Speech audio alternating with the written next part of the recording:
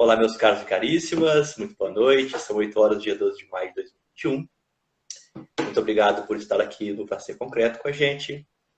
Eu sou o Carlos Rezende, o seu tecnologista pessoal. Ao meu lado, a minha adorável e competentíssima co-host, Paula Mundim. Boa noite, Hoje gente. nós vamos ter o Concretologia. Estamos inaugurando esse formato de vídeo aqui no canal, onde nós iremos escolher um tema específico a respeito da tecnologia de concreto ou da interferência do material na construção civil. Vamos explorar este tema, né? Para inaugurar, já com a betoneira em velocidade máxima, a gente escolheu fazer perguntas e respostas. Então a Paula coletou aí durante a semana com vocês dúvidas, né, dos nossos queridos seguidores aqui do canal a respeito do tema cura para concreto, né? Antes de mais nada, eu queria agradecer a todo mundo que está seguindo a gente, né? Olha, a Nanda Santos acabou de entrar aí. Quero agradecer a ela pelo presente maravilhoso que eu recebi. Ó, que coisa linda, tá vendo? Olha, foi ela que né? fez. Parabéns pelo trabalho, viu? Fez. Lindo demais. E fez também, ó. Olha que lindo, ó. Um caderninho também. Ah, lindo também. E deixe aí nos comentários se alguém tem personalizados do canal. Quem sabe a gente abre uma lojinha no futuro, não é não, Paulo? Uai. Com Pensar em certeza. muitas coisas, né? Sim. Estamos chegando aí já quase 1.000 seguidores, né? Estamos com poucas semanas, né, de canal ativo, né? De apresentações ao vivo, etc. Estamos começando também a subir esses vídeos dessas lives para o YouTube, né? O canal também para ser concreto, tudo igual. E em breve o canal vai estar mais bem produzido, nós vamos começar a colocar conteúdos exclusivos lá também, né? Então fiquem de olho aí que muita coisa boa vai acontecer aqui na nossa querida Pra Ser Concreto. Além do LinkedIn e do Facebook, né, Carlos? Que a gente já está ativo nele também. Pronto, e ó, já não faltam maneiras de vocês nos encontrar, né, e conversar com a gente. Isso aí. Quem está vendo a gente no YouTube, a partir do momento que vocês começarem a curtir o vídeo, aperta aí o joinha, né, ajuda a gente. Compartilhe com os amigos para a gente poder crescer também o canal do YouTube, né, que está começando agora. E Paula coletou essas perguntas e nós tomamos a decisão de ela não me contar quais foram as suas perguntas. Então ela vai pegar totalmente de Tudo surpresa surpresa. pro Carlos. Então, se por acaso alguma das perguntas, algumas das dúvidas a gente não conseguir sanar na hora, a gente leva, né, estuda mais, pesquisa, faz uma publicação especial para a pessoa. Gostamos mesmo, Nandinha, gostamos mesmo. Quem sabe faz ao vivo, Carlos. Quem sabe faz ao vivo, exatamente. Cura de concreto. Vamos lá? Se tem algumas pessoas, né, Paula, que por acaso não saibam exatamente como fazer uma cura perfeita ou por que fazer uma cura bem feita, né? Os métodos que existem, não se preocupe que vocês estão em excelente companhia, tá? Infelizmente, esse é um assunto que ele é tratado de uma maneira muito simplista, né? Por todos nós na construção civil, e está na hora da gente começar a falar um pouco mais profundamente, né, Paulinho? Isso aí. Carlos, então vamos lá, né? A primeira pergunta que eu vou fazer, na realidade, nem foi a primeira que a gente recebeu, não, mas eu achei bem interessante. Okay. Pediram para você fazer uma relação da temperatura da água com a cura do concreto. Temperatura da água de cura ou temperatura da água do concreto? Temperatura da água do concreto. Bom, uma das coisas que a cura pretende evitar são as fissuras de retração, né? E as fissuras de retração elas ocorrem devido à evaporação de água do concreto, tá? Então, a evaporação de água ela será tão maior quanto mais intenso forem um de 4 fatores: a temperatura do ar, obviamente, a temperatura do concreto, a umidade relativa do ar, com menor ela for, maior a probabilidade de evaporação, e a incidência de vento. quanto mais forte for o vento incidente, também maior será essa evaporação. Óbvio que a insolação direta também ela tem um papel importante, porque a radiação solar por si só, ela já promove a evaporação, né, a excitação das moléculas de água, independente da temperatura. Mas então, se a temperatura do concreto ela também influencia, então a temperatura da água do concreto também irá ter um papel importante. Se você estiver trabalhando com concreto com gelo, por exemplo, com água mais fria, né, muito provavelmente você terá uma incidência de evaporação muito menor e, consequentemente, menos mistura por retração hidráulica em decorrência da evaporação e, por sinal, sua cura será mais simples. E a recíproca também é verdadeira. A água já é muito mais quente, claro que aí a influência será bem sutil, né? Não é uma coisa que chega a ser uma preocupação, né, para a engenharia, mas também tem a sua parcela de contribuição. Ô, Carlos, pode falar que o processo de cura é um processo exotérmico? Sim. Inclusive, o termo cura, ele tem um significado meio dúbio, né? Diz-se da cura tanto a metodologia de prevenir a evaporação ou promover a cura do concreto, quanto também usa-se esse termo para falar a respeito das reações de endurecimento do concreto, né? As reações posteriores à pega, uma vez que o cimento já está começando a formar os seus cristais e promover resistência para o concreto. Aí fala assim, a cura. A cura do concreto leva 28 dias, né? Isso é uma maneira também de referenciar. E é sim um processo exotérmico. É um processo exotérmico e ele é também irreversível. Uma vez que começa o processo de início de pega, é praticamente impossível você freá-lo. Mesmo que você tentasse congelar o concreto, ainda assim ele geraria essa reação, geraria temperatura suficiente para catalisar a si mesmo. Então é assim, né? Uma reação exotérmica que gera energia lá pela quebra da molécula da água e junto com outros componentes do cimento para a formação do gel e, consequentemente, dos cristais. Ótimo. Obrigada, viu, Carlos? Carlos, a segunda pergunta foi sobre uma coisa que eu nunca mexi. Já visitei várias obras, mas eu nunca trabalhei. Parede de concreto, precisa de cura? Praticamente todas as estruturas precisam de cura, né? O que acontece muitas vezes é a gente prescindir da cura em algumas operações quando o nível de preocupação ele é menor ou quando os efeitos da falta de cura se tornam menos expressivos. No caso da parede de concreto, estamos falando de um material que atinge resistência muito rápido, né? Você precisa, para a própria metodologia da parede de concreto funcionar, é necessário que o concreto tenha uma velocidade maior de endurecimento e de ganho de resistência nas primeiras horas, para permitir você fazer a desforma das paredes e usar as formas na próxima etapa. Então, que é o item mais caro, né? Que é o item mais caro, aliás, tem como chega R$1 milhão, né? Então é um método feito para escala. Então o que acontece é que quando você dissolve a parede de concreto, enquanto ela está na forma, a cura está preservada, né? A perda de água por evaporação do concreto dentro da forma é muito pequena, né? Então a cura está ali meio que já sendo executada pela própria forma. Uma vez que você tirou a forma, o concreto já terá resistência suficiente para suportar uma parte significativa das tensões de retração que ocorrem ali, né, quando o concreto começa a perder água. Tá?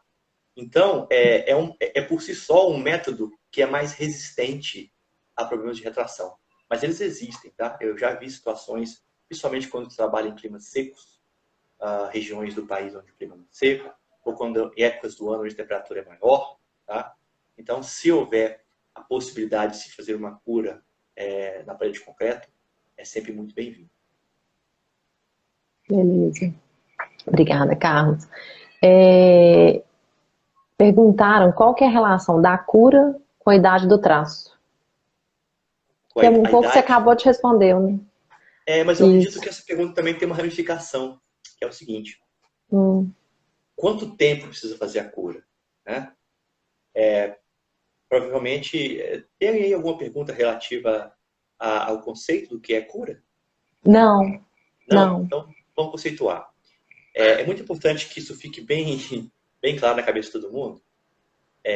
Curar o concreto significa tomar providências para que a água de amassamento do concreto, a água que foi utilizada para a fabricação do concreto, não saia dele até que ocorram duas coisas simultaneamente. A primeira é que o concreto já tenha realizado todas as suas reações de hidratação, né, do cimento necessárias para o ganho de resistência, o que ocorre de uma forma relativamente rápida.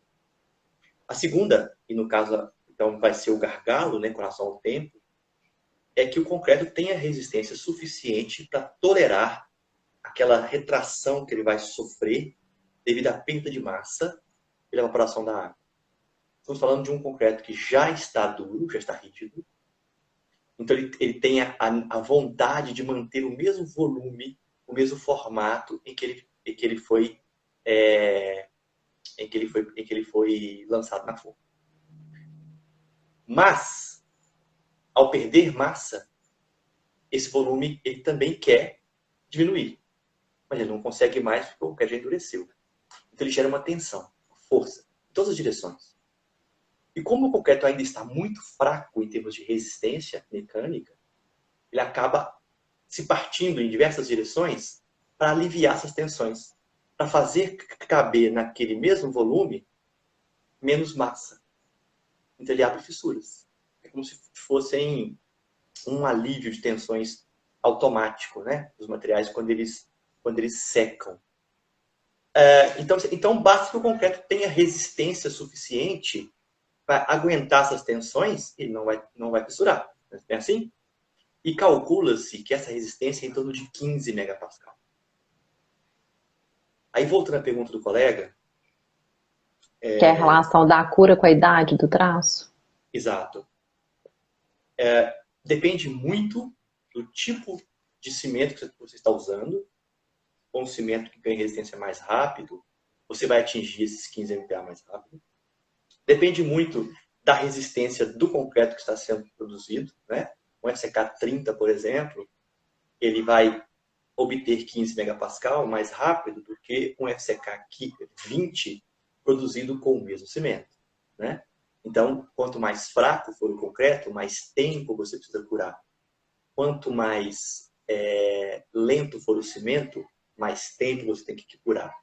Então, uma regra geral para todo mundo, assim, tendo em vista os cimentos tipicamente vendidos no mercado e considerando o fato de que hoje a nossa construção civil está ali girando entre o FCK 25, 30, 35, recomendaria que, caso você não tenha um controle tecnológico para poder medir a resistência inicial do concreto, que você não se furte de realizar o processo de cura por pelo menos 15 dias.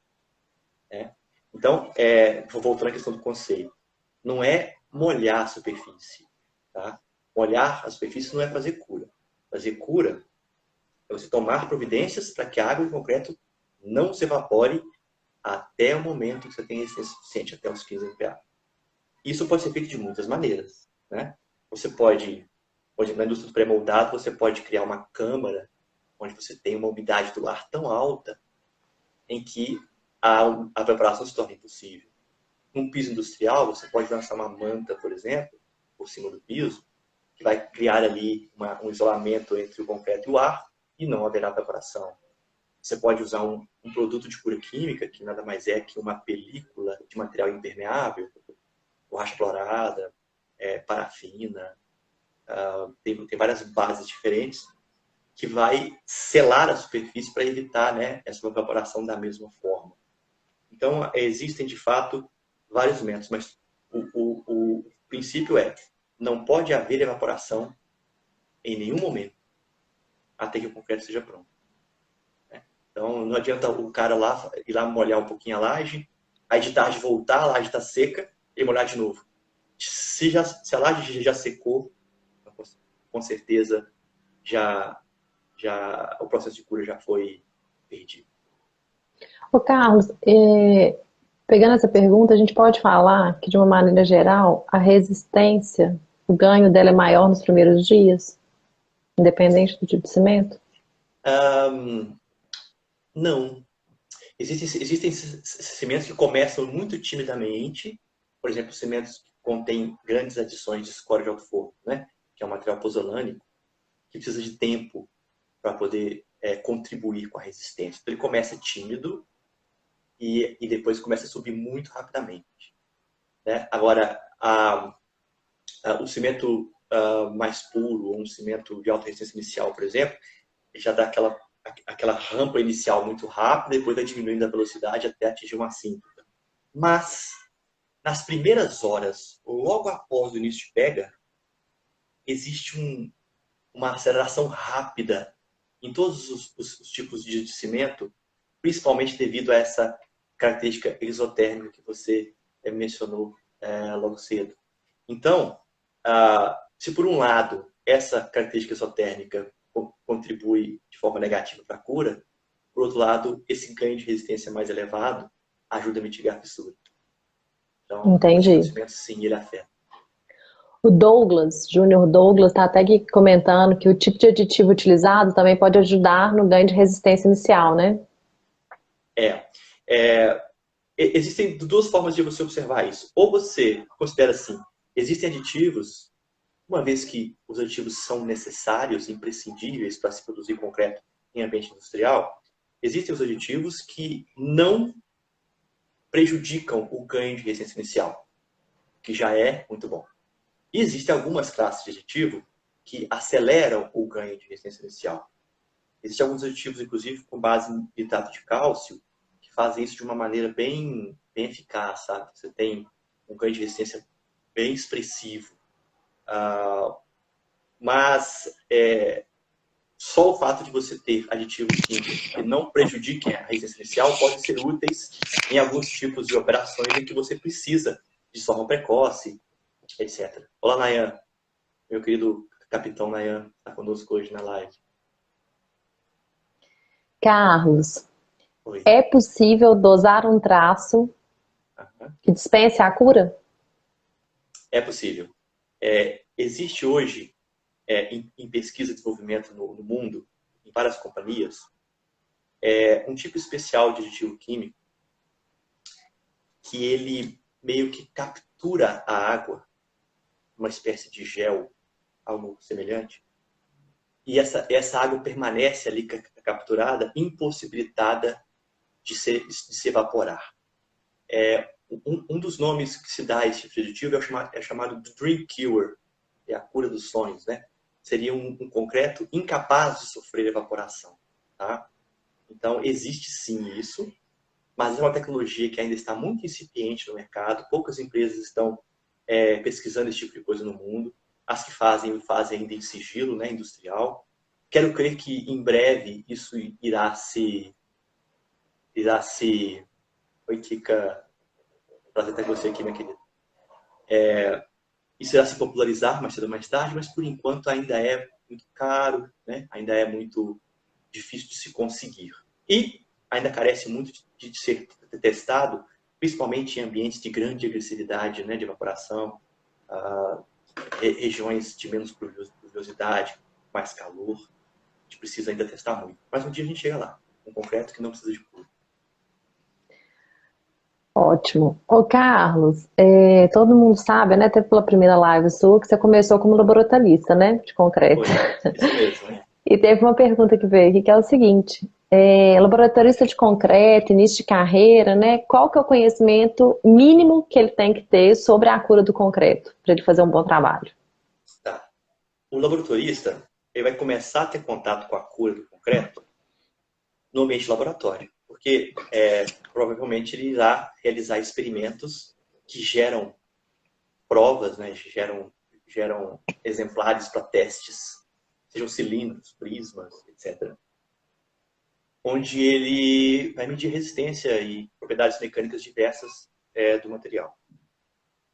Então, a primeira coisa que ele tem que saber é o seguinte: o que acontece sobre cura dentro de um laboratório de concreto não necessariamente está espelhando a realidade do que acontecendo na obra.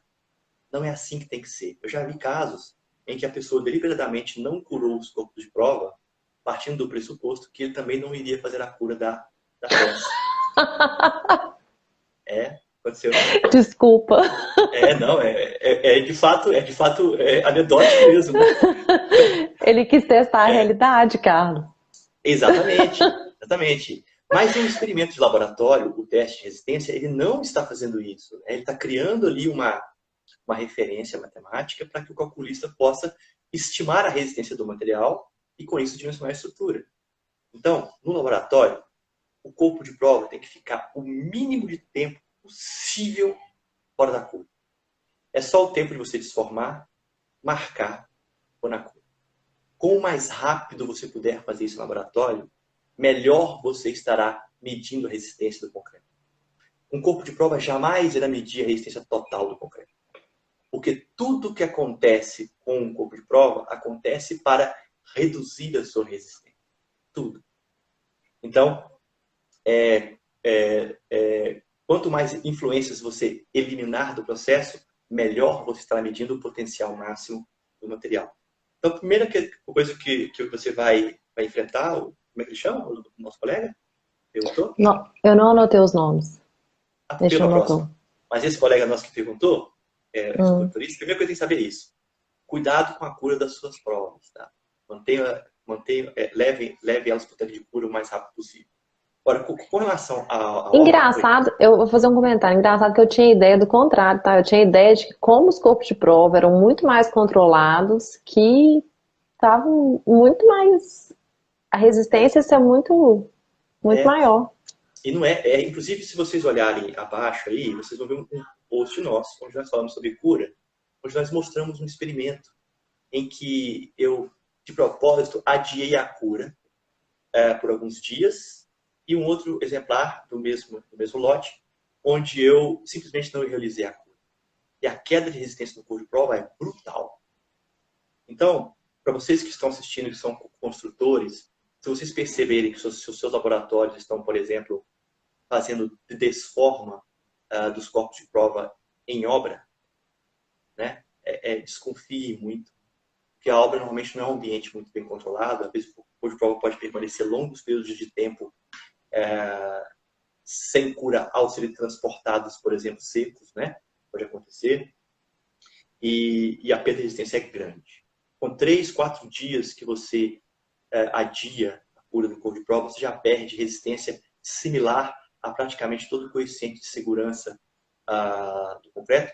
O coeficiente de segurança é esse que nós explicamos em uma série de posts, né? Quando nós explicamos a equação que o tecnologista usa para colocar o coeficiente de segurança. Então, aqui tudo vai embora por um simples descuido na hora da cura.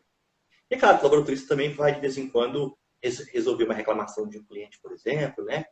E ele vai perceber patologias que poderiam ter sido facilmente evitadas com o processo de cura adequado. Então, para ele, o que eu digo é o seguinte: via de regra, a cura se faz o quanto antes, tá? Pelo maior tempo possível e sem interrupções. Então, se você chegar numa obra e tem fissuras e o cliente terminou de concretar à tarde e começou a cura no dia seguinte, fissurou porque ficou sem cura. Se você chegar numa obra e tiver fissuras e percebeu que o cliente só curou durante 3, 4 dias, pode ser que o tempo tenha sido insuficiente. Se você chegar numa obra e perceber que tem áreas molhadas e áreas secas, na laje, por exemplo, e houver fissura, é porque a cura foi intermitente e, consequentemente, ineficaz. Então, basicamente, sou sobre cura para você começar isso. Agora, laboratorista nunca para de aprender, né? Eu morrerei ignorante em concreto, eu tenho certeza disso. E então, todo laboratorista tem que estar o tempo todo, né, buscando, pesquisando, perguntando. Tem que ser curioso. Tem que ser curioso e cuidadoso. Se você for um laboratorista que mantém suas ferramentas limpas, seu laboratório arrumado e for curioso, você já tem 90% dos pré-requisitos para ser um bom profissional. Excelente, Carlos. Carlos, quais problemas podem surgir na cura do concreto? E, visualmente, quais são os mais críticos e mais fáceis de serem identificados? Pela sua experiência. Fatalmente, assim. eu diria que são os mais identificáveis são dois. Um deles são as fissuras de retração, falamos dela aqui exaustivamente, né? São fissuras muito características, de uma morfologia muito facilmente classificável. Você já bate o olho e fala, isso é retração. Tem as fissuras meio rasgadinhas, né? Que acontecem em direções aleatórias, com uma geometria também muito irregular. Então, as patologias principais são realmente as fissuras. Não são patologias que geram grandes preocupações, tá? É uma patologia que, dependendo da gravidade, você precisa ter um pouco de cuidado com relação à passivação da armadura, né? Porque a fissura ali é um acesso para a umidade, para o próprio oxigênio, e pode vir a causar uma corrosão eletrolítica, mas não é nada que cause uma instabilidade imediata na estrutura, né? O prédio não vai cair por causa de uma fissura de retração, não. Outra patologia muito clássica é a pulverulência superficial. Essa é bastante comum, por exemplo, em pavimentos industriais. Se você fizer uma cura pobre no pavimento, perceba que o pavimento ele sofre aquele processo de polimento e ali forma-se uma casca dura. E essa casca, ela é talvez suficiente para promover uma cura do substrato que está abaixo dela, né? Porque ela dificulta a evaporação. Mas ela em si sofre evaporação. Se for muito precoce, o cimento não irá se hidratar de forma correta. E aí, quando você começar a ter o tráfego ali do uso do seu piso no seu dia a dia, você começa a ter desgastes excessivos e essa fragilidade, essa pulverulência superficial, né, que pode ocorrer. Algumas coisas menos comuns, por exemplo, pode ser grandes retrações volumétricas. Se tiver um grande bloco de fundação ou uma estrutura estroncada, por exemplo, em outra, você pode criar um intervalo, um espaço e prejudicar a estabilidade porque houve uma diminuição de volume muito grande, né? Enfim, mas são coisas mais raras, situações muito mais extremas, limítrofes, né? As mais comuns realmente são as fissuras e a pulverulência superficial. A próxima pergunta está bem ligada a essa também, sabe? É mais de execução mesmo. A pessoa está perguntando qual que é o procedimento ideal para a cura de laje, de cidamento, de fundação profunda, né? Como são estruturas completamente diferentes. E quais cuidados você recomenda? Tá. Então, quando você tem uma estrutura horizontal de área grande, o melhor que existe é a manta. Existem mantas de cura sofisticadas, né? Dependendo do que você está fazendo, vale a pena investir numa manta mais eficiente. Mas se você simplesmente, no exato momento que você completar o espalhamento e nivelamento, acabamento da laje, por exemplo, o concreto ainda fresco, você desenrolar sobre ele uma manta, tipo uma lona preta de plástico, apesar de não ser o ideal, mas já é muito bom. Tá? Eu fiz alguns experimentos em sessões de laje, onde eu usei diversos tipos de materiais, alguns compósitos, e o resultado que eu tive com a lona preta foi muito bom, sabe? Foi muito suficiente para a maioria dos casos aí mais simples. Então você espalhou a lona preta, pronto, você já impediu a insolação direta, já barrou o vento, já tirou o contato do concreto com uma atmosfera que pode estar com um teor de umidade baixo, e você já criou aquele microclima ali, onde a água fica recirculando, né? Ela evapora, condensa e pinga de volta em cima do piso. Perfeito? Uhum. Aí, uma vez que o seu concreto já ganhou resistência, daqui a algumas horas, você pega uma mangueira de água, enfim, embaixo da lona, espalha aquela água embaixo da lona. A própria lona vai reduzir o seu consumo de água na cura, porque se tem uma lona por cima, vai evaporar Essa menos água, evaporação. então você vai completar menos vezes. Agora, vamos imaginar que você esteja concretando em um ambiente aberto, pavimento de rodovia ou radier de condomínios, né? Esses condomínios feitos com radier. Você está concretando sob sol forte. Né? Então, em casos como esse, onde é muito extremo, eu recomendo duas coisas. Existe um produto chamado inibidor de evaporação, que ele é feito com uma espécie de álcool em gel. Então, ele é volátil. Então, portanto, ele pode ser misturado ao concreto livremente. Então você pode aspergir esse produto enquanto você concreta. Lançou concreto, aí vem uma pessoa com a bomba intercostal e espalha. Aí você passou o sarrafo, espalha de novo. Está impedindo que o sol evapore o concreto e faça ele fissurar antes de dar pega, às vezes. E aí, logo depois que terminou, talvez uma cura química, também aspergida por cima da superfície, ela possa ser, se não o seu único método de cura, pelo menos um precursor até que você possa ter a ocasião de começar a cura úmida, que normalmente é a mais eficaz, ou a aplicação de uma manta. Então, a cura química ela pode vir a pegar esse gap aí. Muitas vezes, em pisos industriais, os caras aplicam cura úmida, e depois a cura química, e depois que o piso já está completamente pronto, aí eles espalham com calma, porque a cura química está dando a eles esse tempo, nesse fôlego, espalham com calma ali a manta geotêxtil, e molham ela, e fica tudo bem. Estruturas verticais, a melhor que existe é a cura química. Tá? A cura química tem um inconveniente, dependendo do tipo de revestimento que você vai executar depois, ela precisa ser removida. Né?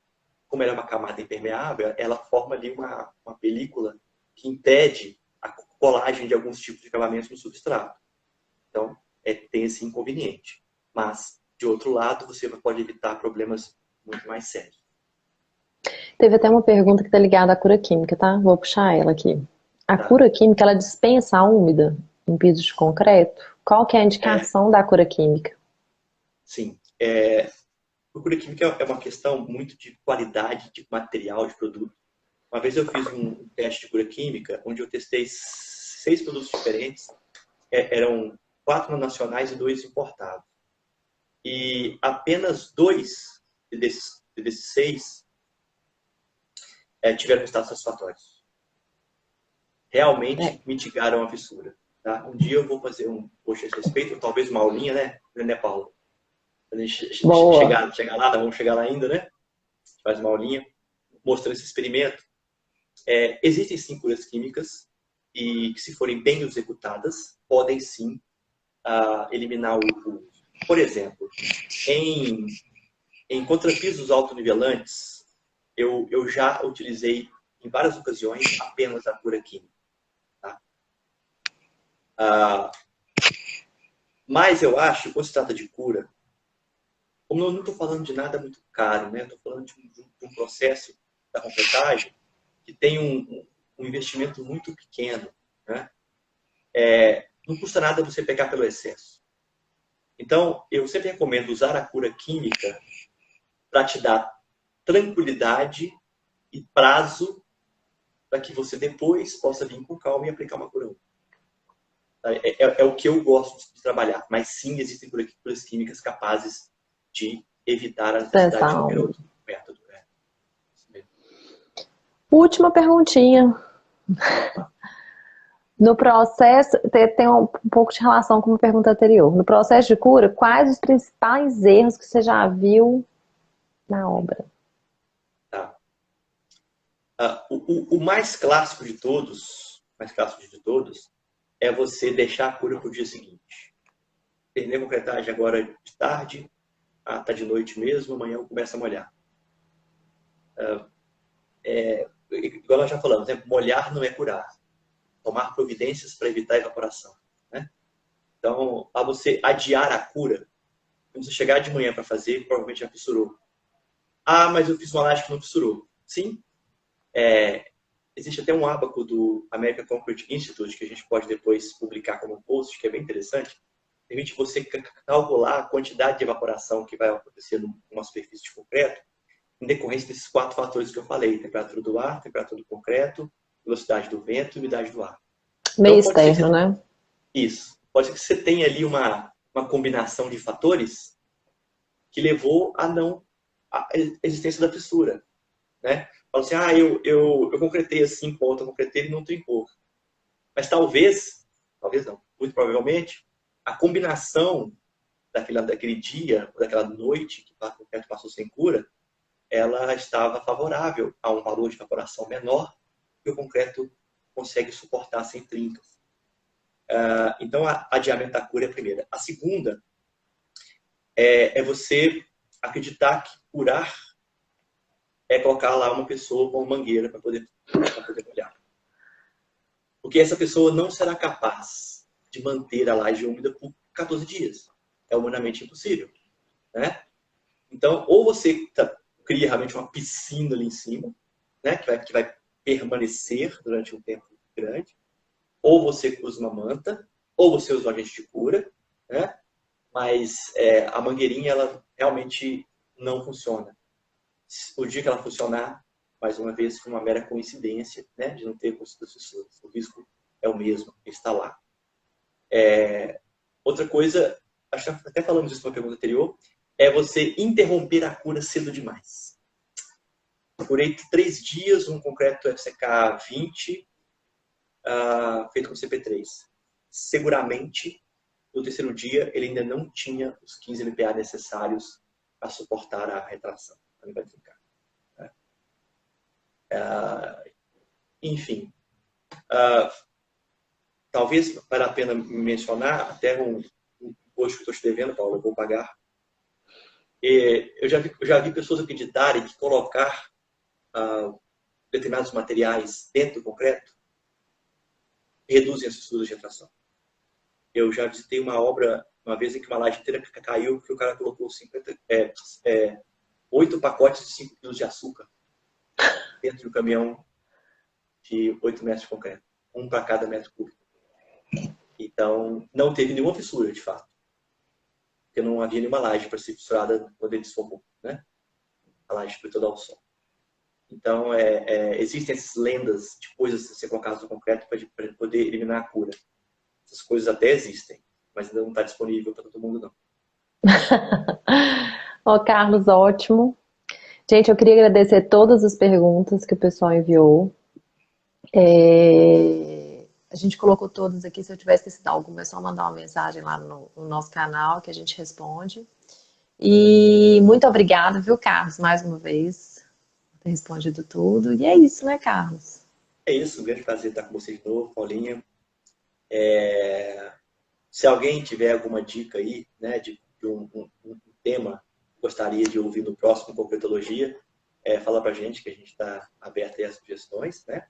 Esse é o terceiro e último formato já planejado, né, das nossas lives de quarta-feira. Primeiro nós fizemos Papo Concreto, onde a gente fala muito a respeito do mercado, a gente fala sobre generalidades, né, e as coisas importantes que existem no concreto. Temos o Papo Concreto, que a gente vai chamar sempre uma personalidade, uma pessoa de destaque em alguma área específica ou possa colaborar com a gente em algum tema.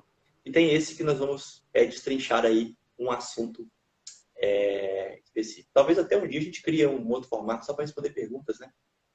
Talvez um dia a gente pega uma pessoa para ficar com você fazendo live. Não, eu adoro você como host. Não, eu tô falando um dos ouvintes. Ótima ideia. Porque tem uns laboratoristas que mandam umas perguntas excelentes. Então, assim, quem quiser participar da live ativamente, gente, eu acho super legal. Eu participo junto também. Eu adoro participar. Pronto, já temos mais um formato aí em vias, né? Em vias. Então, enquanto isso, meus amigos, comentem os posts, façam perguntas, critiquem. Às vezes eu me atraso um pouco a fazer os posts, a Paulinha puxa minha orelha, mas eu vou pagar, tá bom? Vou tentar ser o mais assíduo que eu puder, né? Para a gente ter o nosso canal cada vez mais informativo, cada vez mais colaborando com a engenharia. Muito obrigado aí por você compartilhar com seus amigos. Nós estamos começando, né, Paula? Queremos ser grandes um dia, né? Para a gente poder cada vez fazer mais e melhor por vocês. Isso aí, gente. Obrigada, viu? Boa noite. Muito obrigada, viu? Então tá. Tchau, Carlos. Boa noite. A todos vocês. No caso, Resende, como sempre, continue a ser concreto. Até a próxima. Tchau.